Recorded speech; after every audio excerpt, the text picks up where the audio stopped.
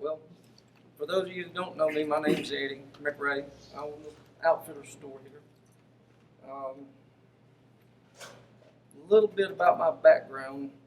Number one, everybody calls me Riverman because I'm a die-hard river addict. Stay on the river most of my time when I'm not hunting.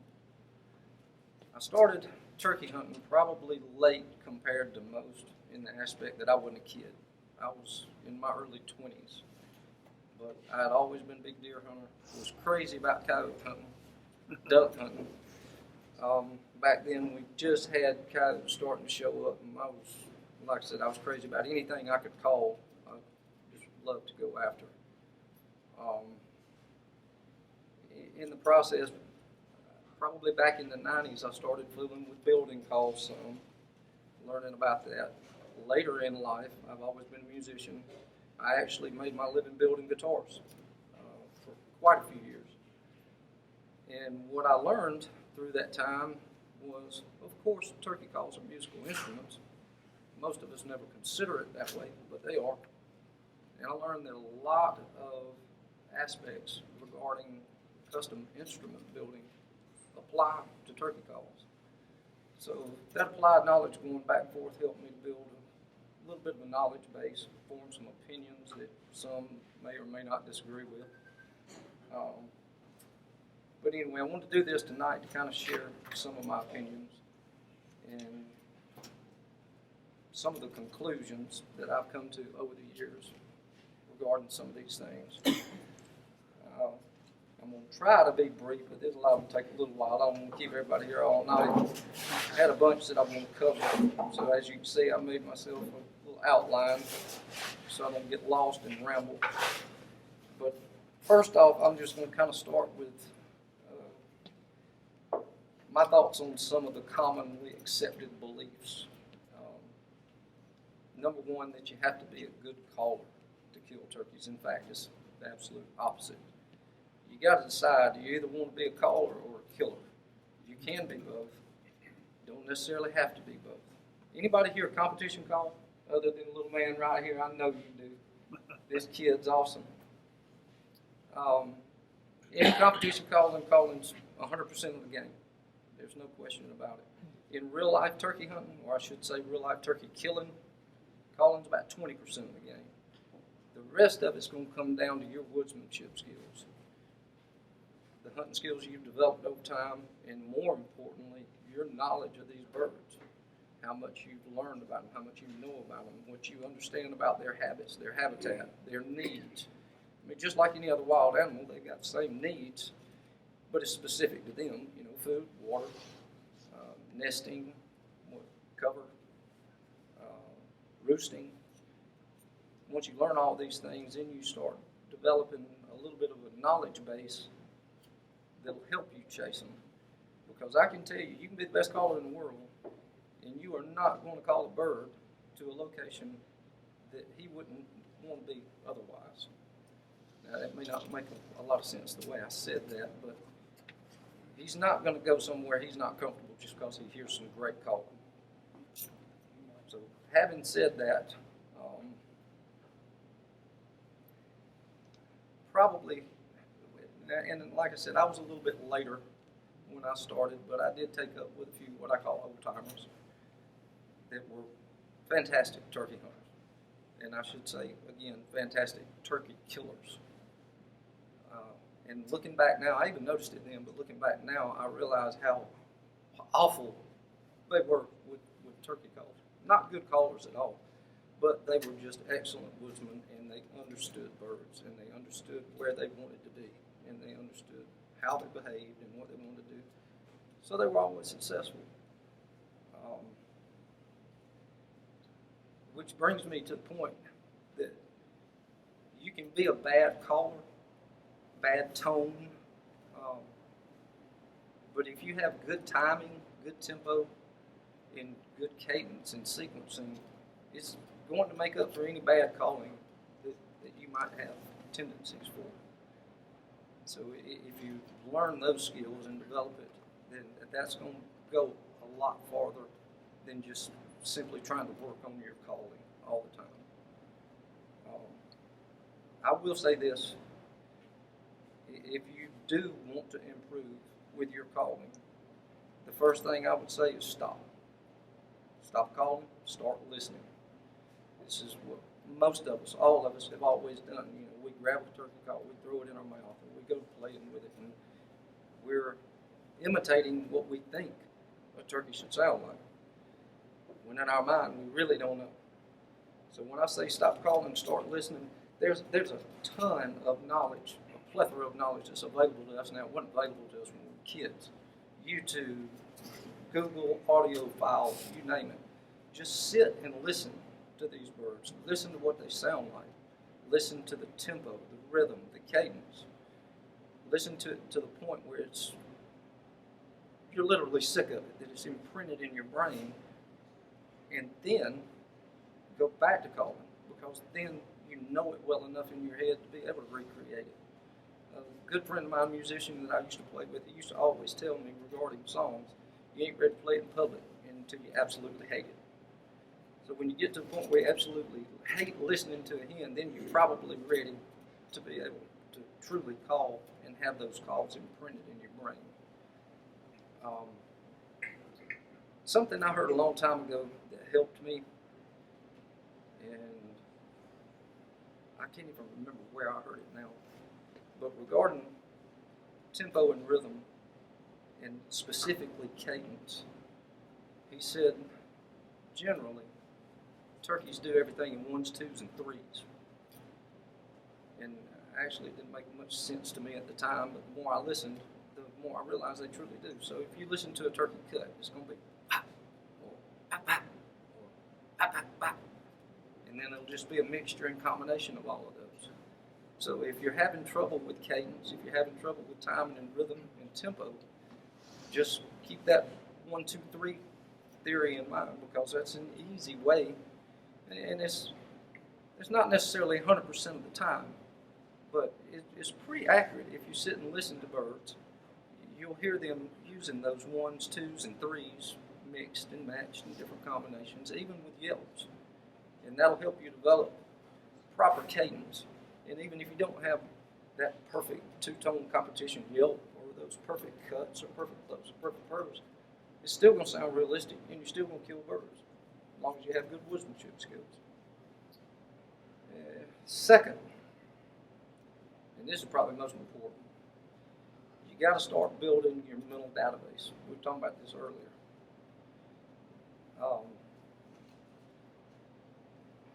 I guess most folks, or a lot of people anyway, will go hunt. They don't kill a bird. Unsuccessful hunt is in the garbage. It's thrown out the window. Never thought of again. Thrown in the recycle bin, so to speak. When really and truly, after every hunt, no matter whether or not you kill a bird, no matter whether or not you consider it to be successful or not, you need to be going home at the end of the day and analyzing every single detail of it, because it's those little fine, minute details that are going to help you build that knowledge and database that later is going to help you figure out birds, how to kill them, because every hunt is a learning experience if you just take the time to learn from it. So always try to analyze that data. Interesting story. Me and Cullen were talking about this a week or so ago. Like I said, I was late getting started turkey hunting. It was something that didn't really interest me as a kid, and it wasn't like until I was 19, 20, 21, somewhere in that neighborhood. I was already addicted to calling coyotes, so decided I'm going to be a turkey hunter. So I marched my butt in Big Buck Trading Post and decided I'm going to buy me a turkey call. Matter of fact, I've still got it. Very first call I ever bought, Rome Brothers box call. Sounds like garbage, but you know, it is what it is. But I decided I'm going to be a turkey hunter. And oddly enough, the very first morning I set foot in the woods, I killed a bird. I had been seeing this bird in a backfield behind the house, knew where it was. Figured I knew enough about calling something that I could go in and kill him. Going into this backfield, I have to go down into a little bit of a bottom. And before I start that climb up to get closer to that field, I decided just to give a few yelps on this box call. Sure enough, he gobbles.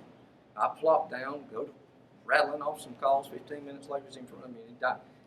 Everything about that hunt should not have happened. Number one, that bird should have not ever left his strut zone to come down into a hole, especially with my terrible calling. But it happened, and I killed him, and you couldn't tell me nothing. I was king of the woods, and I walked out of there strutting more so than he had been strutting earlier. And then I spent the next 4 or 5 years getting my butt handed to me.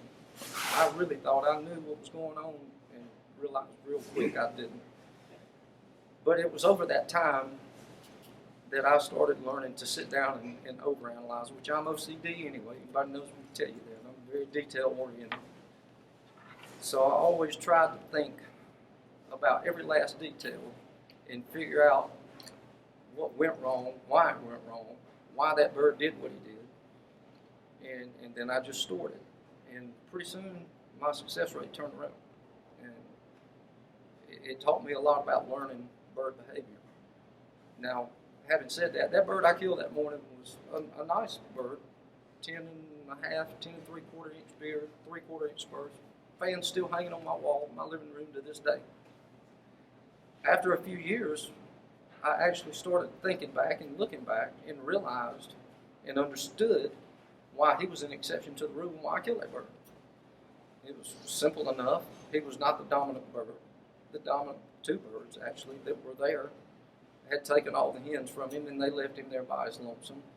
And me with my squawking down in that bottom, he took it for a J kill and assumed that it was probably I guess a good situation for him to issue some payback since he had been getting picked on. Well, anyway, ended up with him dead. But like I said, it was an exception to the rule, and that's probably a 1 out of 1,000 time occurrence. It just normally wouldn't happen that way. But the point being is after having spent the time to go back and analyze all of those hunts after that and then take that knowledge I gained, I was able to figure out why that worked out the way it did.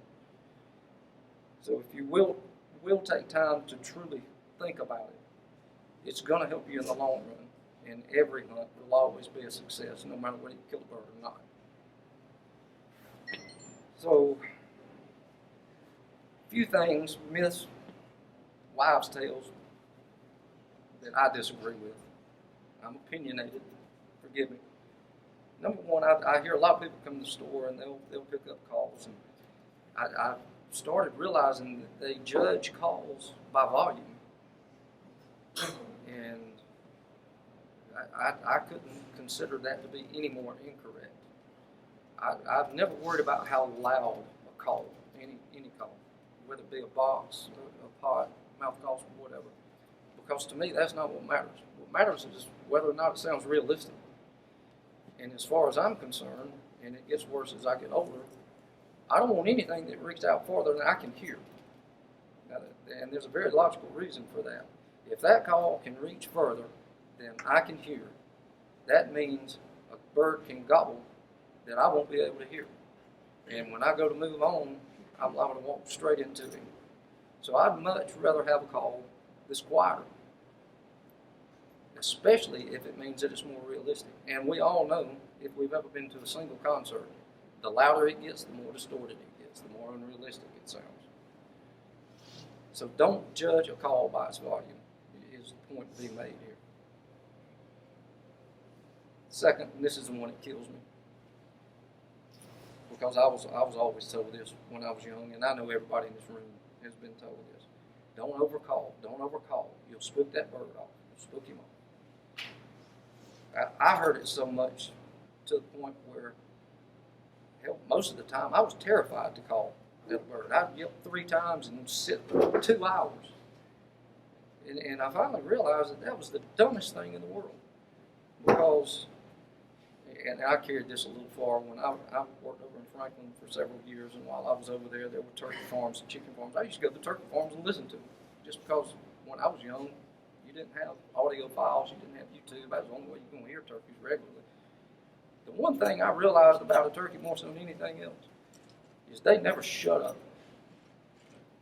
from the time their feet hit the ground in the morning to the time those feet are back on the limb in the evening, they are constantly making noise. Now, I'm not necessarily referring to calling to a bird, but let me ask you this. How many ever seen or heard a silent hen? No. Because they're always making noise. They're always clucking. They're always purring. They're always feed whistling. They're always subtly open. All the while they're milling around and feeding and scratching. I call it mill calling. But it occurred to me that realistically, when hens are making all of this noise, and then, like I said, it's not loud, and it's not like they're calling to a gobbler. It's more like they're muttering and mumbling to themselves, like a mental patient in a hospital. But if a gobbler does not hear that, then why in the world would he think you're a real hen? So in my book, you're much better off, rather than not calling, to repeatedly soft call. Because at some point or another, he's going to do one of two things. If you're not calling, he's going to lose interest and leave. Or if you are subtle calling, he's going to reach a point where he says, well, you know what, I'm still hearing her. She's still right there. She ain't moved an inch. She certainly ain't coming to me. I guess I'm going to have to go to her. At which point you're going to end up calling him in. The one thing I'll say about that is a lot of times they're going to come in silent. You might not hear a gobble. Just be alert and ready. But in my book, it's way more realistic to basically never shut up. Just continue on with those clucks and those purrs and those little feed whistles and those little subtle soft yelps. And again, like I said, it's not that you're trying to call to that gobbler. You're just trying to sound like a natural hen and be what a natural hen would be and do what a natural hen would do. There are a lot of people that are going to disagree with that, but I when I started doing that, when I lost that fear of the overcalling, it changed a lot for me, and I actually started calling in a hell of a lot more birds instead of having to bushwhack them, which had been my previous method. When they didn't cooperate with me, then by God, I figured out a way to circle around him and kill him. Brings up another aspect too. Anybody in here, when they go hunt, just carry one single call? Not a single person. I knew it. But yet, most of you, I guarantee you, when you stand on the ground, you grab one single call, and that's probably what all you use. Well, you got all those calls in your bag, why not use them? And here's my philosophy on this as well. And I've always done this. I've got a little soft wing bone that I use. I'm always going to have a pot call in my hand, and I'm always going to have a mouth call. I always got a box call with me. But if you're running multiple calls, then you're sounding like multiple hens. Fair and well enough. Think of it from a bird's aspect, but think of it from our aspect. We were all young men once. When we went out chasing women, nightclubs, wherever we went on the weekends, where did we go? We didn't go to the club that had one or two. We went to the club that had all the pretty women in it, right? You didn't go to J.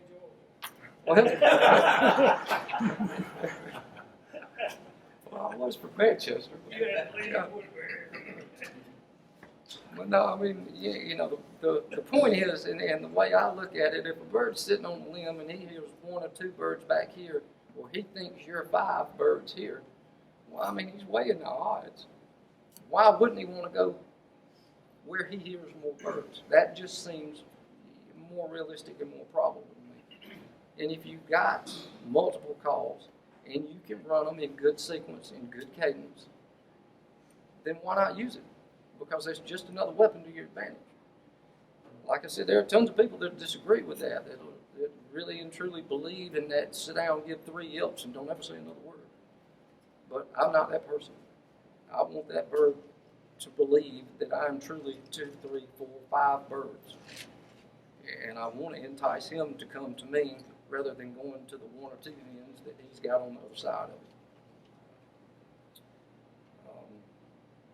Again, the whole deal with that mill calling, and I just realized I had one important fact. they're getting smarter as they get older, and they're more. There's nothing in the woods that doesn't want to kill a turkey. I mean, we all know that.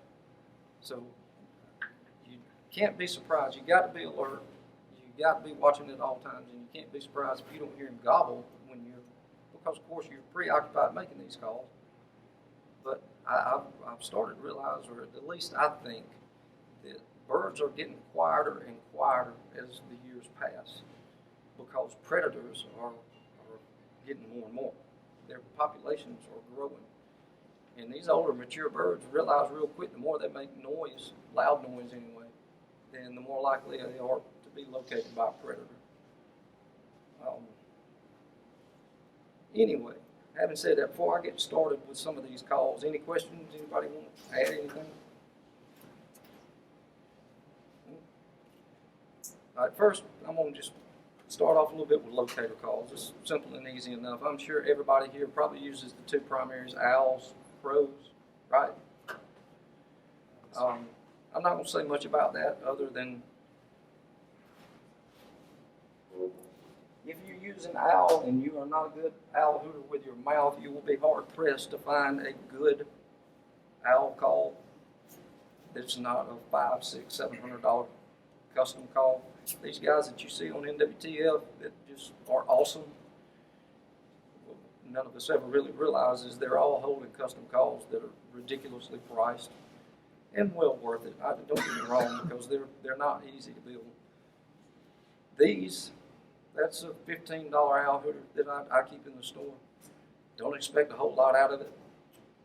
My best advice is keep everything short, sharp, and abrupt, because at the end of it all, that's what you're trying to elicit. It's a shock gobble. It's no different than me sneaking up behind you and going, ah! You want that reaction. Try to use it too much. Number one, you're going to be calling too much. You're not going to hear him when he gobbles. Number two, they just don't sound very realistic. I'm not even going to run this one because it's embarrassing. Come on. All right.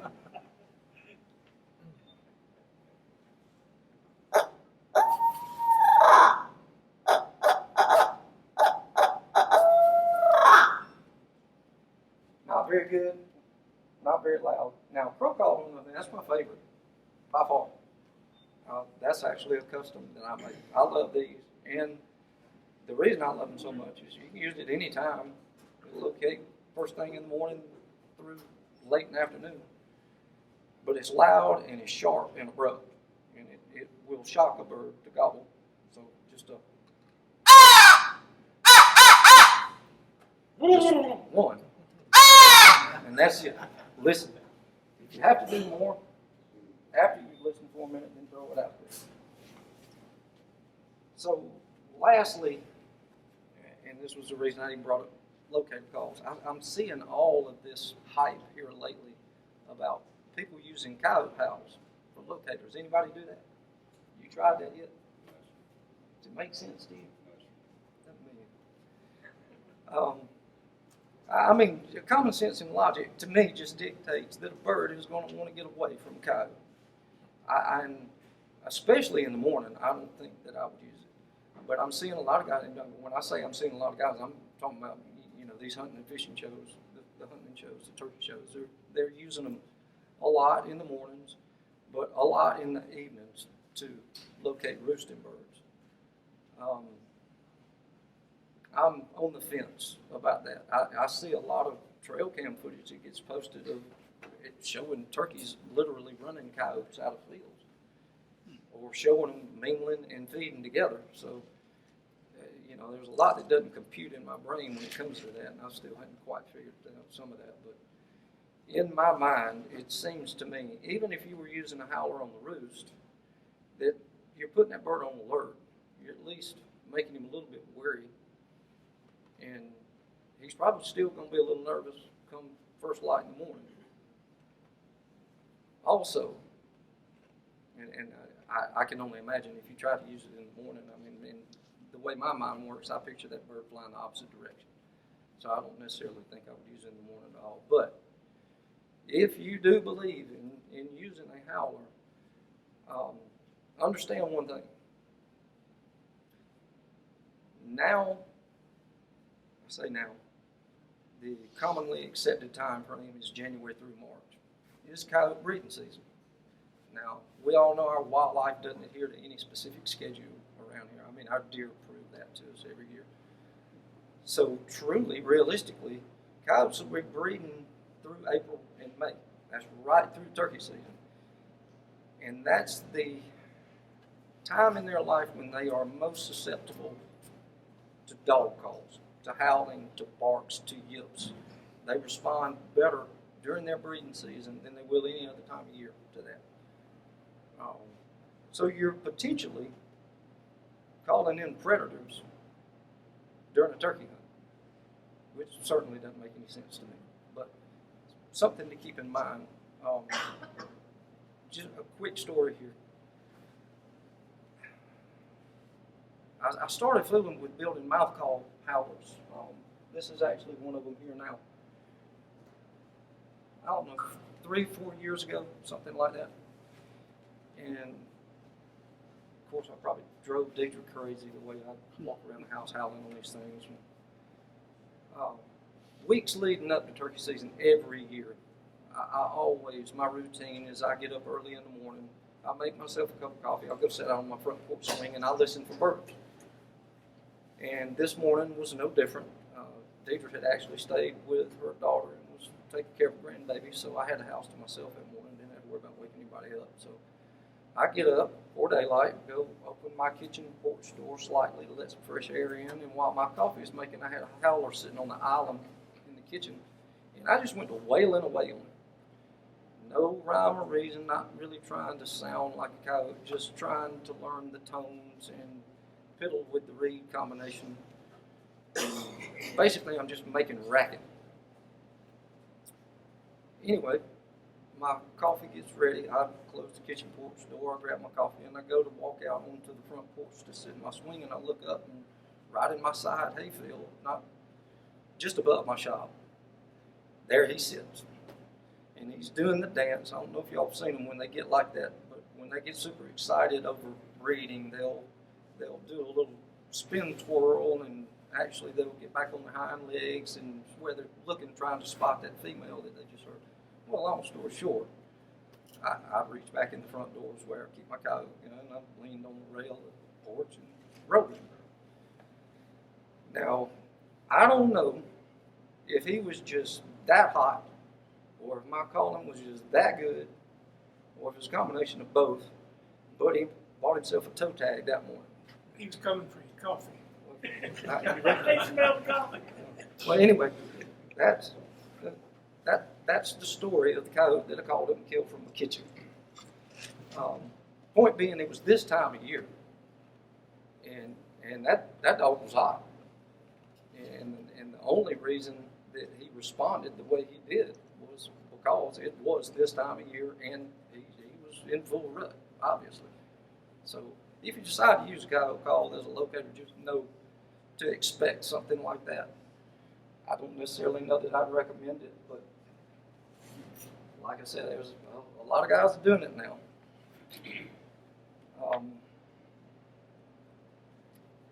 Switch this over real quick. So, as I was saying earlier, all these calls are musical instruments. They honestly should be treated as musical instruments. And to start with, I'm going to give a little bit of information on box calls, just because I think there's a lot that maybe folks don't quite get or understand.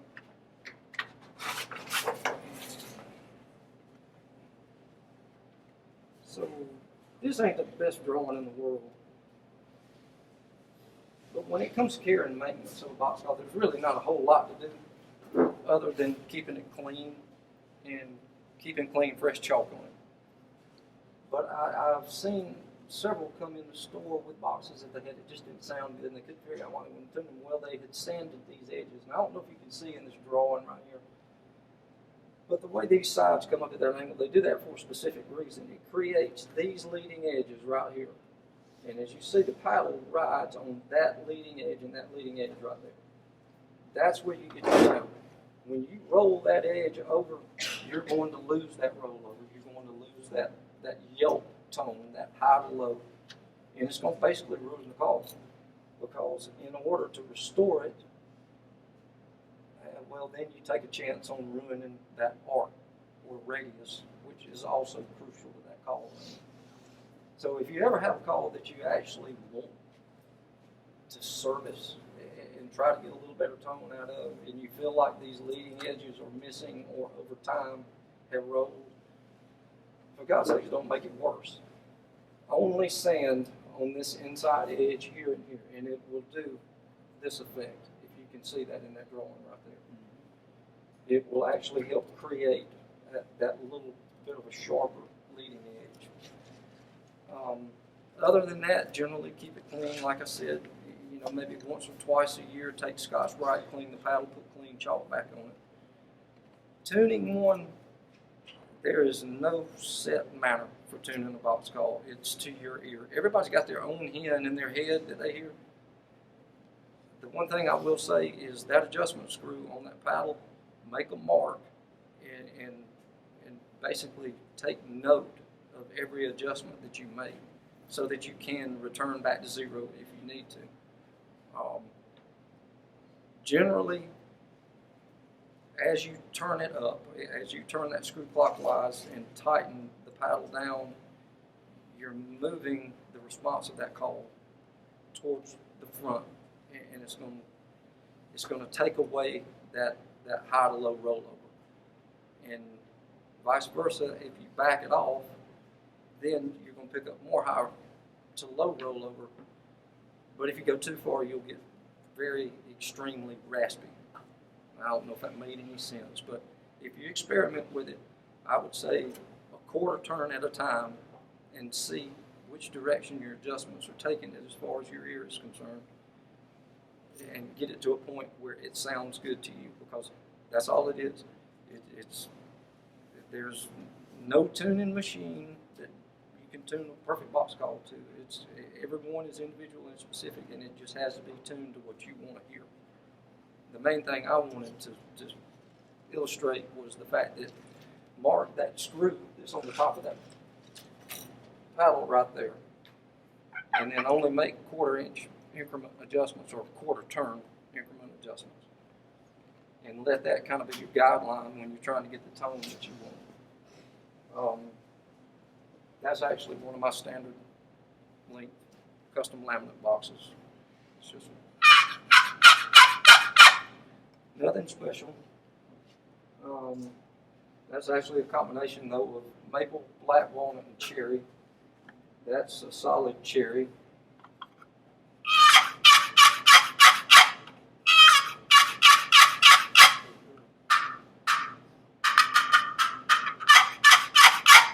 And for those of you not familiar with long boxes, that's a long box. That's actually black walnut, purple heart. I love these because if you can't kiki with anything else, you can get a wonderful kiki out of these.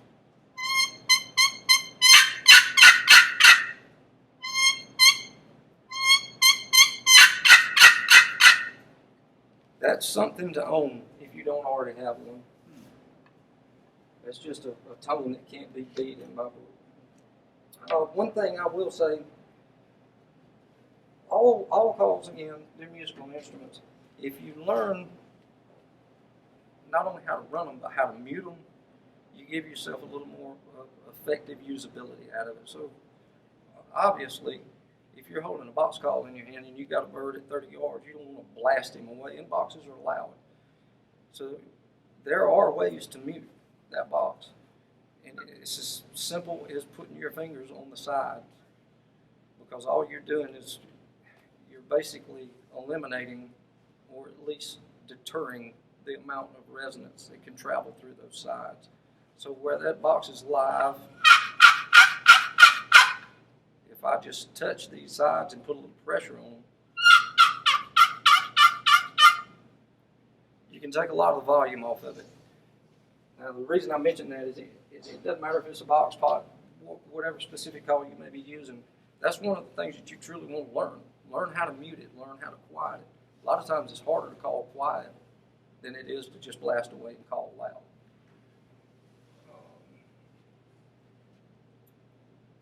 So the next thing on pot calls.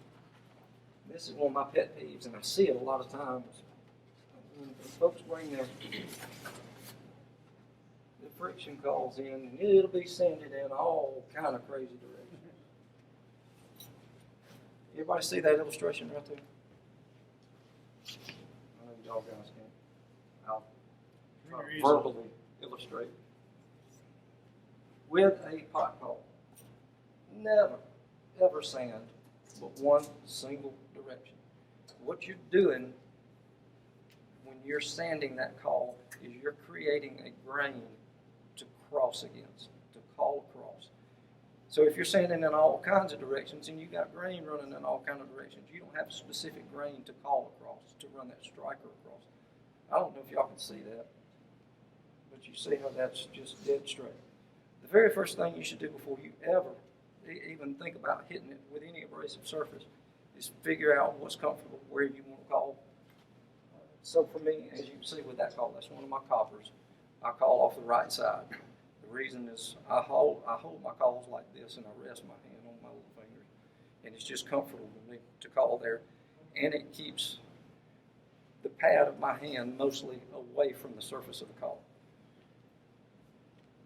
Now that's me, that's my personal preference, but the point I'm making is before you do anything, pick up that call, figure out for you what's comfortable, where you're going to want to run the striker, and then sand that portion always horizontal, because you're going to be calling vertically across that grain.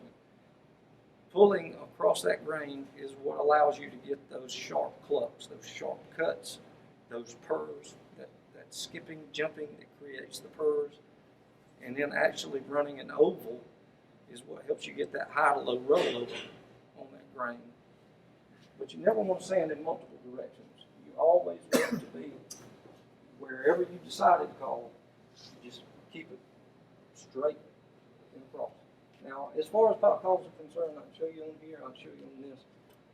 Anybody that's held a pot call, you know that you get real high, you get a high tone out here near the edge, and as you work your way towards the center, towards what most people will call the dead spot in that call, it gets lower and lower and lower. I don't necessarily consider that a dead spot. That's a usable portion of this call in my book, but I'll explain that later. But you can experiment and play to get the tone and the pitch and the note that you want. And in doing so, as you say, I've got it notated right here. Basically, a cluck, a cut, and a purr is nothing but a straight pull. And then a yelp, you're just creating a small elliptical or an oval. And that yelp coming across that grain and then down that grain is what gives you that high note to low note rollover. And it's pretty cool. When I go into this a little bit deeper, you'll see what I mean. How these things work and the potential that they have that nobody ever gives them credit for. And in fact, I've searched high and low to see anybody else address this, and I can't find one single thing on it. But first, I do want to mention one thing about strikers and striker length. I see a lot of these call makers now and a lot of manufacturers, they have these ridiculous long strikers. And I don't understand the principle behind that, because if you can imagine me holding a 2-foot long 2x4, okay, that's easy enough for me to do that. But imagine that 2x4 being 12 foot long. I wouldn't be able to do that anymore. So you're limiting your range and your coordination and your speed by going with these ridiculously long strikers. The other thing I see is people try to run this with their fingers. Yes, you can hold it like a pen or a pencil, but the motion is not done with your fingers. It's done from the wrist and it's done from the arm. So if you try to run it with your fingers, do you see what that striker head is doing? That cap is constantly changing angle. Well, you need a little bit of a back angle to get tone on these calls.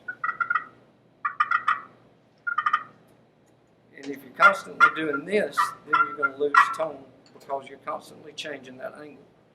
So you want to find that specific angle that works best for you and then pull.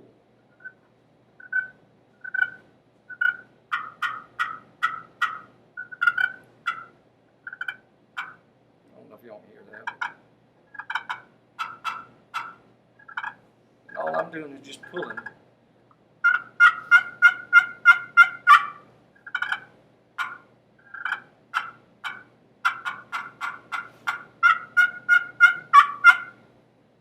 Moral of the story, try to take the finger motion out of it and run with your arm in pulling motions.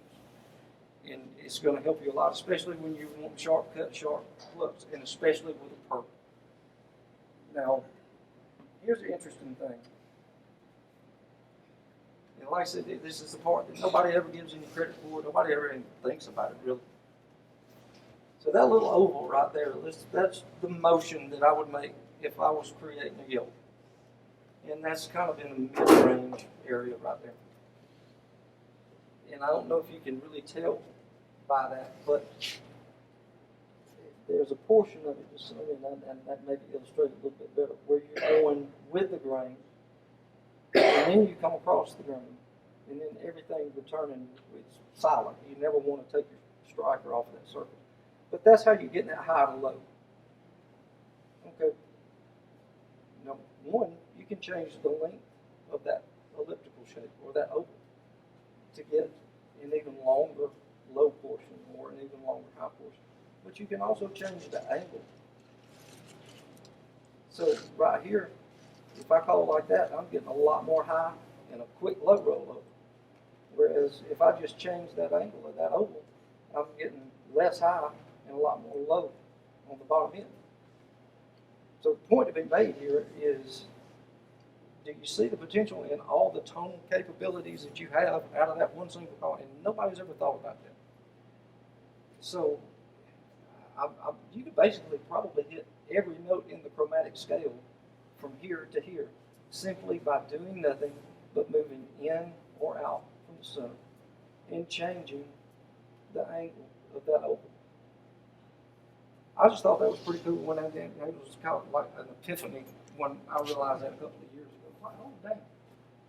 Now, before I go any further, I know I was saying a lot of people consider that the dead spot. So if I will show you, I got one right here. This is a call. That's a soundboard. I don't know if, can y'all see that pedestal in there? So that's what the soundboard sits on. It's like maybe an 1/8 inch tall down inside that pot. So this is how this works. That soundboard is glued down onto that pedestal. Then your call surface goes over it.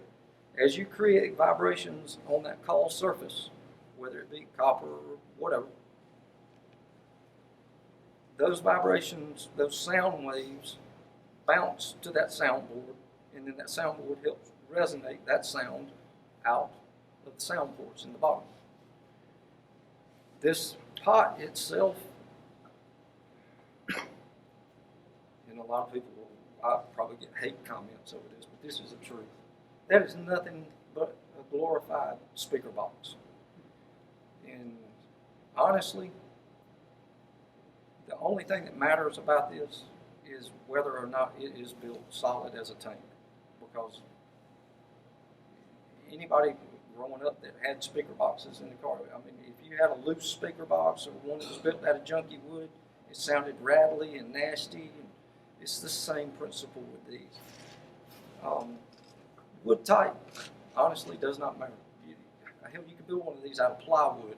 It's the way it's built, the structural integrity, and then also the call surface and the soundboard that truly produce the sound. Now, I can prove that in so many ways, but I will be here all night, and I'm not going to go into that. I will say this: any musicians in here? Anybody? Okay. I've got one. You know what a resonator guitar is? A dobro? A dobro? Everybody's seen a dobro. Looks like an acoustic guitar, got a metal plate on the front. So, I built a lot of dobros. When I first started building dobros, I built a lot of acoustics prior to that. And I consulted the help of some older guys that had been Lutherans for a long time and asked them their advice on it. And one of them, he told me, throw everything you know about acoustic guitar in the garbage, because now all you're doing is building a glorified speaker cabinet.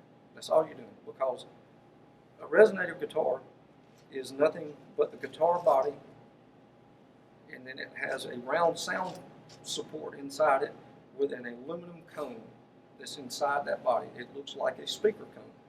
And then you got that metal cover plate over it. With the strings, as they vibrate, they resonate that tone to that aluminum cone, which then casts that sound.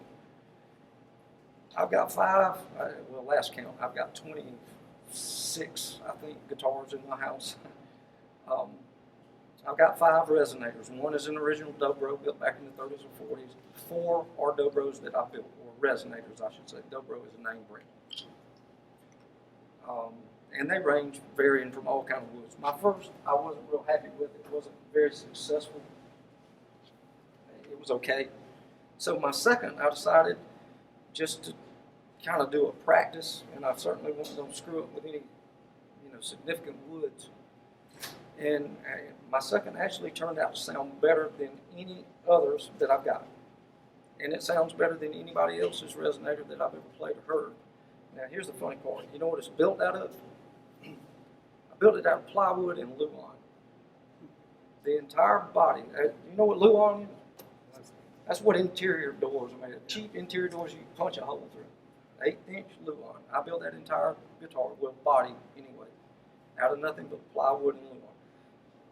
Now, the reason that's relevant here is because I built it rock solid.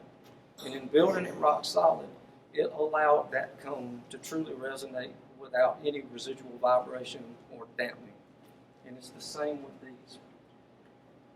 Like I said, there's a ton of people that will disagree with me that say, oh no, wood matters, that's what dictates tone and this, that, and other. And yes, it does in a box call, in a lot of other instruments. In this, it does not. And I think that's kind of relevant in the aspect of you should know what you're spending your hard-earned money for. And if you're about to spend $700, $800, $1,000 on a custom pot call just because it's made out of some extremely rare hybrid West African East Andes hybrid match between Macassar ebony and rosewood and God knows what else that's dated back to 600 BC, then you at least need to be aware of the fact that it's probably going to change the tone at all. It's not really going to make a difference. You're buying it for looks, you're buying it for aesthetics. This is the one call I will say that wood, to me, truly doesn't matter. And like I said, I've built 2 of these out of plywood several years back and just compared them, apples for apples, just to see if I could tell the difference. And I couldn't. And it kind of proved to me that, wood type in some instances is very important, but in the instance of a pot call, not so much.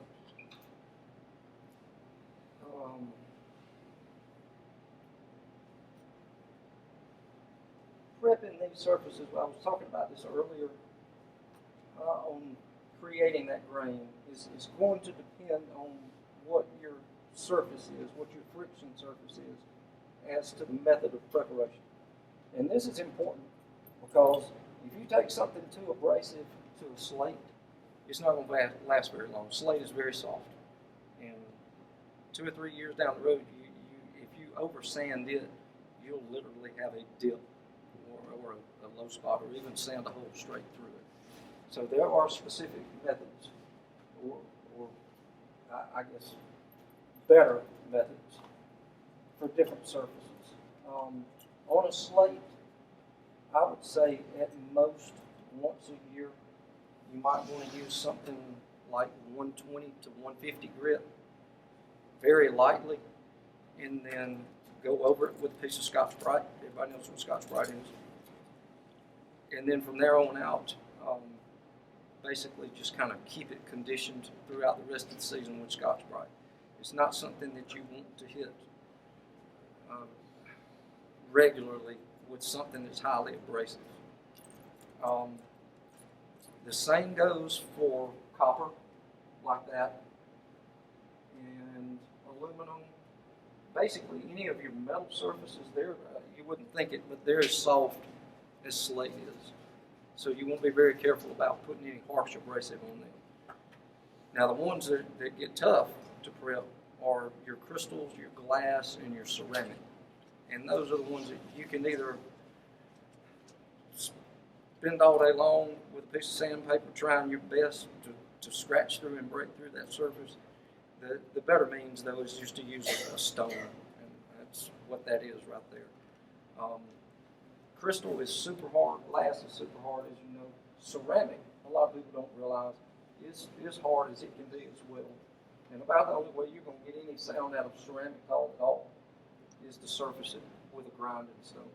Now, after you've broken that surface, you can go back every now and then and just maybe hit it with sandpaper, and that's fine, or you can just continue to hit it with that stone. Basically, you could probably do that the rest of your entire life, and you'd never hurt a surface unless you just accidentally broke it. But as far as means or methods of prep, just be real careful on your softer materials, which is, like I said, your metal surfaces, coppers, aluminum, brass, and then your slates, because those are surfaces that you can ruin very quickly if you're not careful.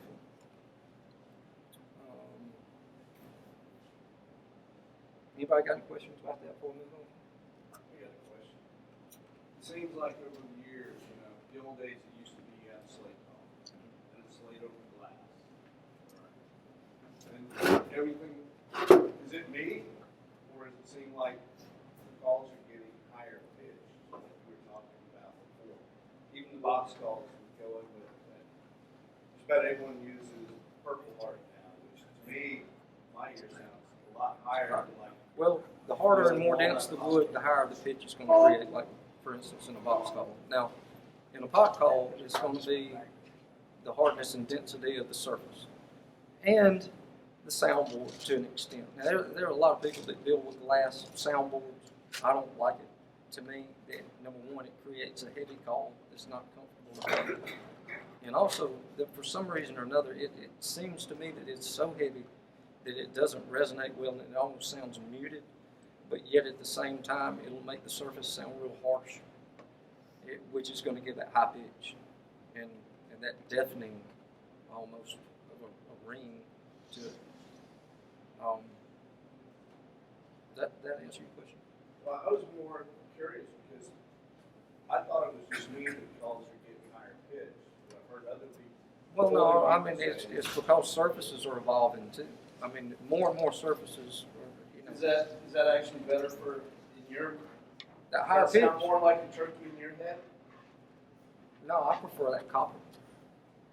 The reason I like that copper is because it's got a lower and raspier, nastier tone. I've got a crystal right here. I mean, to me, and I run it and I use it sometimes, but to me, it's too high.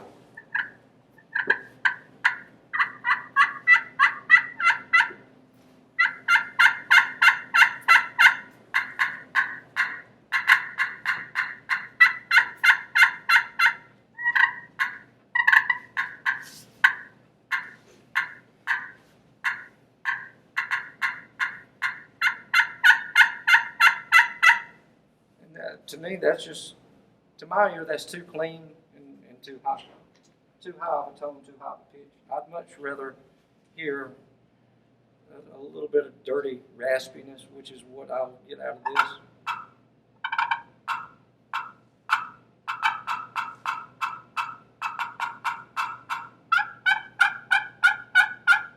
If I even get closer to the center, I can get that a little bit of a low nasty right. And if I really want to get dirty with it, I can get that good J kill. That goes back to me talking about that dead center. People call that dead, but that's your perfect spot for a J kill.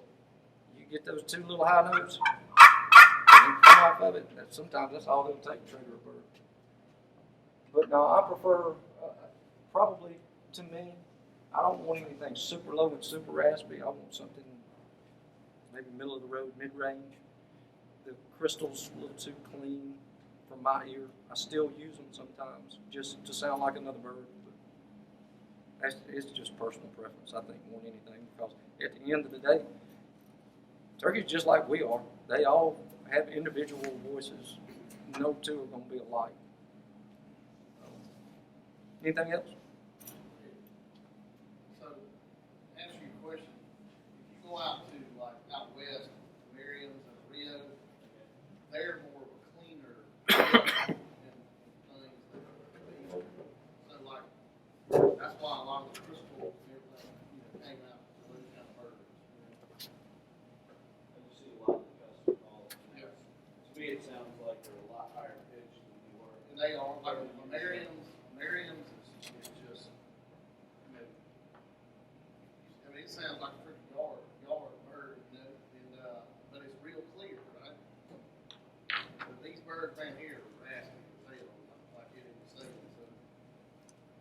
Yeah, and then again, I mean, you'll have some around here even that are just crystal clear. But they've all got the individual voice. And at the end of the day, it's just the same as you tuning a box call. It's that hen that you have in your head. Anything else? So next I'm going to move on to mouth calls. This is actually one of the main reasons I wanted to do this seminar. Because over the last few years, the last 5 or 6, but especially the last 3, I've really learned a lot that is not common knowledge, that you can't find any information about, and it's surprising to me. Before I really get into that, I'm just going to kind of go over this out. I mean, everybody here's used a mouth call, right? Anybody have one? All right, so you got your tape, you got your frame, and then you got your reeds. So here's something you may or may not know. Top reed, in this case this one's not cut, but the top reed is normally the reed that will be cut. The reed directly below it, the second reed, is another sound reed. Those 2 reeds are the only reeds in a call that make sound. I don't care if it's got 18 reeds in it, those 2 are the only ones that are going to create sound. Every additional reed after those first 2 is nothing but a dampening reed. Where a dampening reed will come in handy, I guess, more so than anything, is if you build a call that has a tendency to be extremely raspy, then adding a dampening reed to it will maybe help inhibit some of that damp or some of that raspiness. But mainly, what I wanted to say there, though, is just to understand what each reed does. That second reed, the one below the cut reed, is your high note, and then your top reed, the one that will be cut, that's going to be your rasp, your roll over to the low note. Now, we always hear people talk about the 2-tone yells, right? High to low roll. It's actually 3 tones. If you listen to it, there will be a high, and then a mid note, and then the roll to the low, which is normally where your rasp is. The reason you have cuts in calls is so that you can access the high note. So, and I should have drawn a picture of this because I don't have a chart that would show it. But let's just say right here with this is a combo cut. And I know all y'all probably can't see that, but hopefully you can. Can you see that piece that's been cut out and is missing? If not, try to imagine it in your head. You've all looked at them. So the part of the latex of the top reed where it's missing, what that is, that it's giving you access to that second reed without any interference. In other words, it's giving you access to your high note without that top reed interfering with it. So if you've ever wondered how people get those nice pretty keys and feed whistles and things like that, they're accessing that high note portion of the call. Now that's very pertinent and relevant when it comes to choosing a call. Before I go any further on that, I do want to say something. A lot of people also think that they're supposed to be able to grab these things out of the package, throw them in the mouth, and call with them. And that's not the case. Every one of us as individuals have different shaped mouths, different shaped jawbones, different sized teeth, different sized tongue, different arches in the roof of our mouth. So don't be afraid to trim the tape on one of these or to maybe slightly bend the frame. Whatever you need to do to get a good tight seal against the roof of your mouth, because that's what's truly pertinent about making one of these things run. If you've got air leakage off to the side or over the top of the call, then you're not going to be able to call productively with a mouth call. You're going to have a hard time. You're going to constantly be fighting it. What I suggest is once you do find or trim and cut and bend a call to fit you perfectly, make yourself a template of it. I got a template in there locked up in my box that is solid gold to me. Every call I make, that template goes on it before it even touches my mouth, because I know exactly what size I need to fit my mouth for me to be able to run it comfortably. So this is the interesting part about these that I never knew and that I finally figured out. And I've only been able to find one other person that even addresses this subject. Is that the mouth calls are directional. It never occurred to me. It makes perfect sense now that I know it, but it never occurred to me before to even think of it that way. But just like most of us are right-handed or left-handed. Anybody in here left-handed, by the way? So everybody, okay, I'm all right-handed. Well, any of you, if I handed you a pen and told you to sign your name with your left hand, what would it look like? Look like garbage, probably. If I handed you a gun and told you to shoot it left-handed, everything's going to be backwards. You won't have the coordination like you would with your right hand. Well, it's the same with your mouth. All of us, as individuals, we have, I guess you would call it oral tendencies, whereas if you were to blow air out of your mouth, you're going to have a tendency to either push it to the right, you might be neutral where it pushes from the center, or you might be left. So when it comes to these mouth calls, you need to match your natural tendency with that specific call. So if you have a natural tendency to blow straight through the center, then a split V or a ghost cut, something that's cut in the center of the call. For me, I have a natural tendency to call to the right, to push air to the right. This combo cut is the only call that I can run. I cannot run a ghost, I cannot run a V, I cannot run a reverse combo. I can run a bat wing, but it just sounds nasty and real raspy, too raspy to the point where I don't like it. But the thing is, I can do everything that I want to do on that call, on that cut. So why do I need anything else anyway?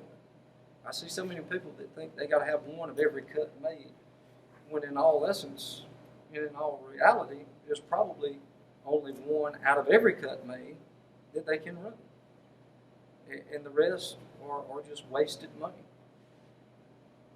I actually kind of realized this back when I was fooling with those coyote howlers, in the aspect that was just a straight two-reed call with no cuts. But what it teaches you is to find that high note, to find that kiki note. And I'll demonstrate that in a minute. But for me, the way I was able to find that kiki note was pushing air from the right. And I immediately realized it once I started paying attention to it, that that's what I was doing. And of course, then that immediately told me that I needed to be using right-handed cut calls.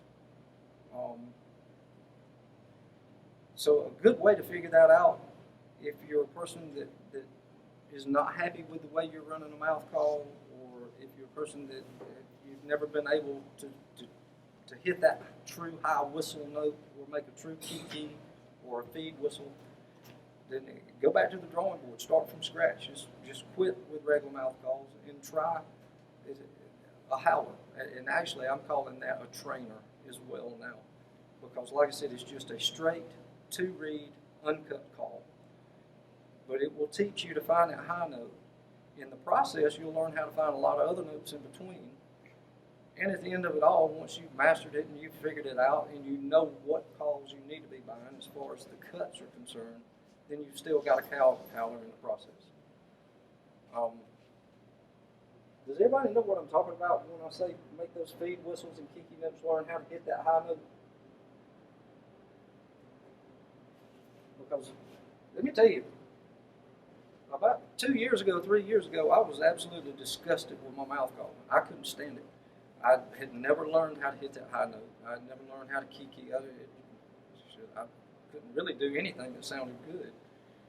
And I just quit. I put it down altogether and decided I was going to do nothing but start from scratch and learn how to hit that high note.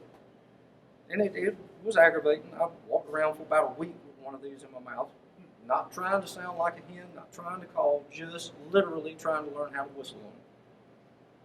But in the process, I learned so much more, I guess subconsciously.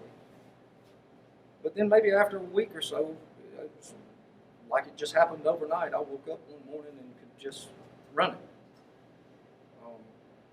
And it will make a big difference in your calling if you take the time to do it. But it's frustrating. But I'll show you what I mean.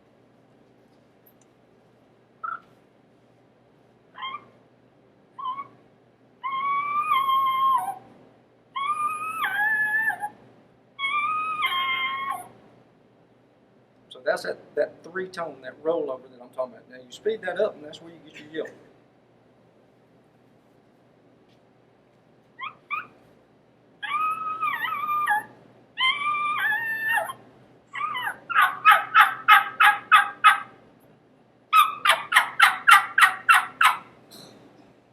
But that's also where you're going to get your kiki notes, your feed whistles, anything that requires a little bit of a higher pitch.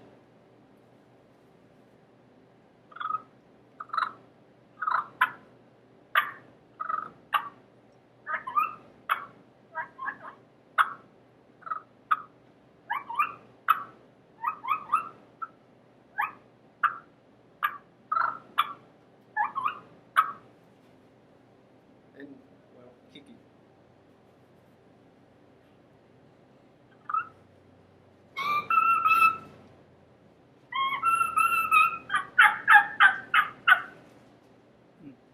Now, I'm not a competition caller, not even close.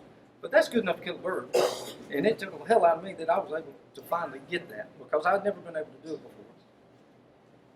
The other cool thing, this is what I was showing you the other day in the store, that really tickled me about this.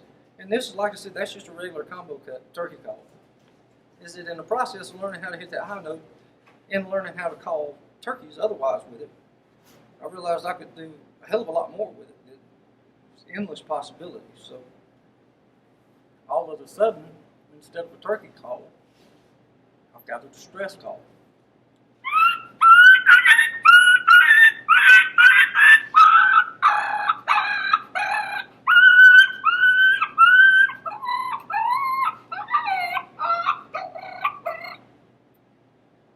Now, that'll call up any coyote. Yeah. On top of that, and again, that's not anything special. It's just a regular combo cut. Now you can do this.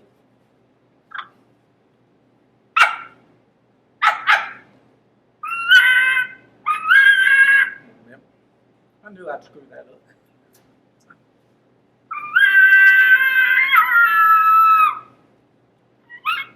Well, you get the gist of it. I knew I'd screw it up trying to do that in front of a bunch of people. I get it right.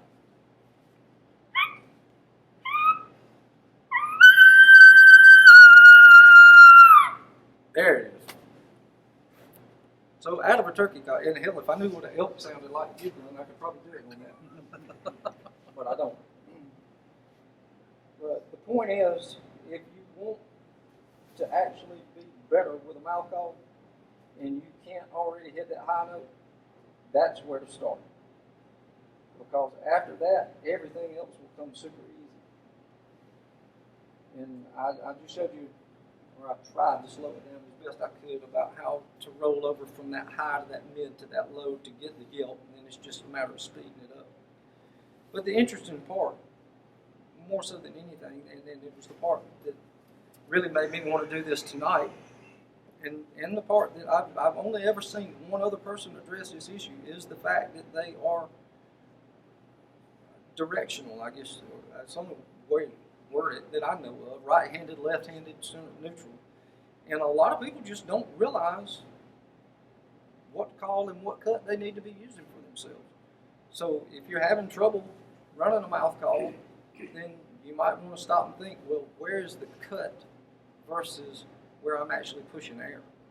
And it may just be something that's so simple as trying a different cut, or going to a straight two-reed call for a little while and learning to hit that high note, and then figuring from there what cut you need. Real quick about mouth call maintenance. I know you saw me do this a minute ago. I use little plastic toothpicks. I'll cut them to about 1 inch length. You always want to keep those reeds separated when they're not in use. Otherwise, once those reeds stick together, they're pretty much ruined. And like I said, in my book, I view them all as musical instruments. I'm going to take care of any musical instrument I have, even if it's a cheap mouth call. I'm going to take care of it, especially, we all find those little ones that we just crave and hold on to because we're scared to death we lose them. We wouldn't ever be able to replace them. Just sometimes you find that perfect call that suits you perfectly. I always when I'm through practicing or through using one or at the end of the hunt, the first thing I do is go home, rinse it out real good in fresh water, and then separate those reeds with those plastic toothpicks. Off season, it's not a bad idea to rinse them and then separate the reeds, put them in a plastic bag, and put them immediately in the freezer. Now, what that'll do is freeze water, those water droplets between those reeds, and then when you're ready to bring them back out, that water will thaw the minute you put it in your mouth, and those reeds will instantly separate. But it will protect that call. If you leave them on the dash of your truck, you leave them out in UV light, you leave them in extreme heat, it's going to ruin that latex. It's probably going to ruin the tape, and it's essentially going to ruin the call. So, especially if you have those few that you're super crazy about and super proud of, don't just throw them to the side. Take care of them. Actually, one of my favorite calls. How many of you use or have run wing bones or trumpets? I know you do. You got the nice yelpers. Anthony. Anybody else? Oh man, you guys are missing out. I started building. Well, I built my first wing bones back in the early '90s, and I had hunted with a friend and saw what his did, and it just amazed me how birds would respond to them sometimes. And then I knew I had to have me some of them. And then I got hooked on fooling around, experimenting, and building them. I've actually got 4 different wing bones that I keep with me all the time. They go with me every hunt. And that's nothing super special, nothing beautiful, but they each have their own little bit of a purpose, and they each have their own unique sound. That is just the first 2 sections of a wing bone, the 2 smaller sections. It doesn't look like much, but it's perfect for little tree yelps and soft clucks. And I literally one morning had a bird damn near land on me. He came straight out of the tree and landed about 4 steps in front of me, and all I had done was soft cluck and tree yelp on this thing. Well, needless to say, he scared me half to death, and I came unglued, and he disappeared, and that was the last of that. But it was a good experience. For those of you that have not heard them, they have a very unique bell-like quality and a ringing tone.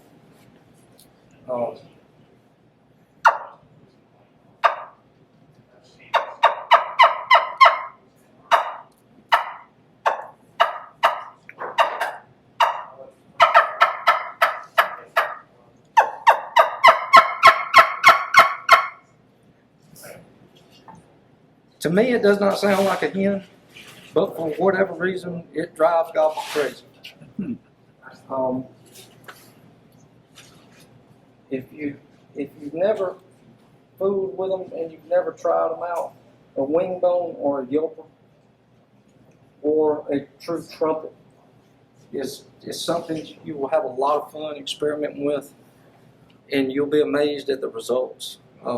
I had somebody tell me recently that what makes them so special is not necessarily the realism of the yelp, because to me that does not necessarily sound like a hen yelp. But it supposedly hits certain frequencies on certain wavelengths that register with a bird's hearing. Now, I don't know if that's true or not, and I hadn't had time to research that, but it would kind of make sense in a way. I also started building trumpets. So these are some old school trumpets that I've had for years and years. That one, just plain Jane. Actually, 2 locals used to build these. Lenny Caldwell and Tommy Moody. They built them together, and they sounded okay.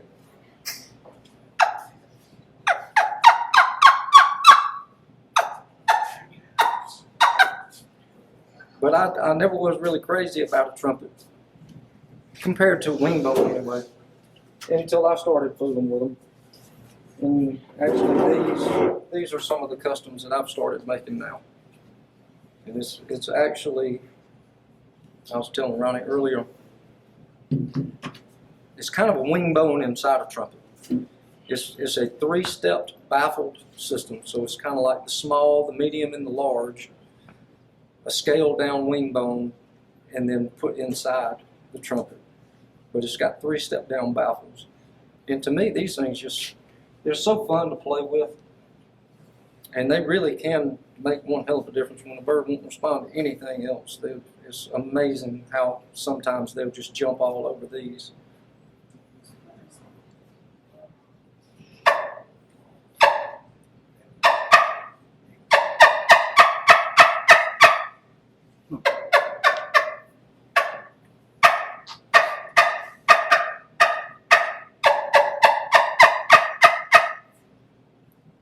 Fun thing about it, you can change your back pressure, change your muting, and do a lot of different stuff with them.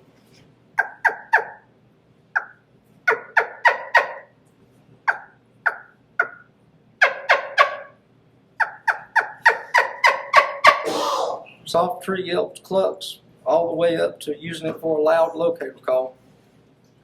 Something if you don't own, you don't have in your arsenal, definitely worth considering and trying out. Lastly, I think the only other thing I wanted to kind of talk about,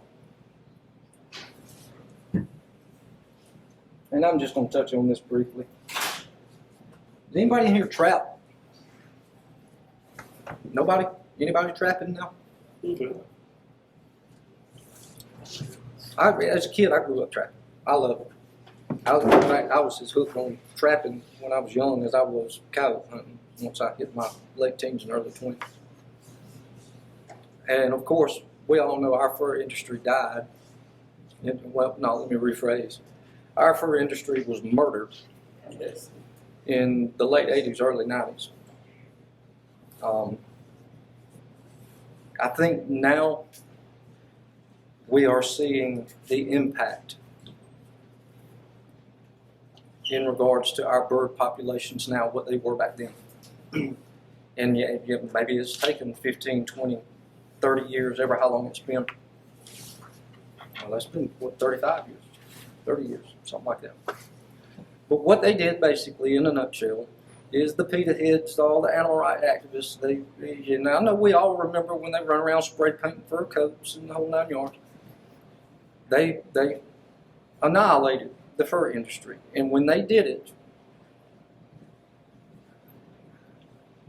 we basically started seeing an onset of a growing population of nest predators and varmints that has been ever increasingly growing, and our birds' populations have been ever decreasingly suffering for it.